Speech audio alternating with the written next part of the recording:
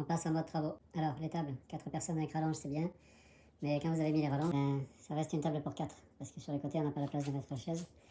Et à 6, avec les pieds, ça gêne. Celui qui est invité au milieu, il est gêné. Parce que j'ai récupéré 4 belles planches, toutes droites, en bon état. Une table qui fait 2 mètres sur 1 mètre, avec des traverses porteuses de 20 cm d'épaisseur et des pieds de 55 pour avoir une hauteur finie de 75 cm.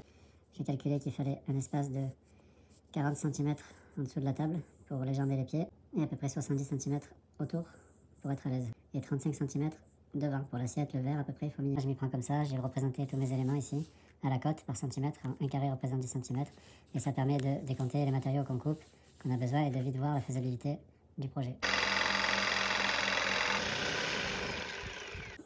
Là, finalement, les grandes coupes, je les ai faites à la disqueuse avec le bon vieux disque à bois. Chercher du bois, surtout dans l'aggloméré. Dans l'aggloméré, il faut aller chercher le plus loin possible dans le matériau et avoir un diamètre de vis qui soit suffisant aussi, parce qu'une vis trop fine, pareil, va s'arracher. Il faut au moins du 3, minimum. Téton en bois comme ça, c'est juste...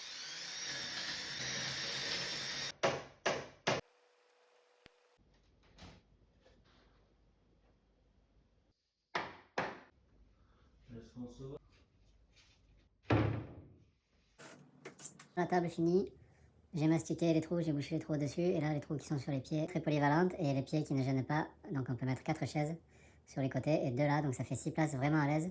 Du coup, ça c'est une table qui coûte à peu près, en matériaux, là on est à peu près à 40 € quoi, pas plus, parce qu'il y a 2 planches de 2,50 m par 50 et 2 planches de 2 mètres par 50, donc c'est quasi rien.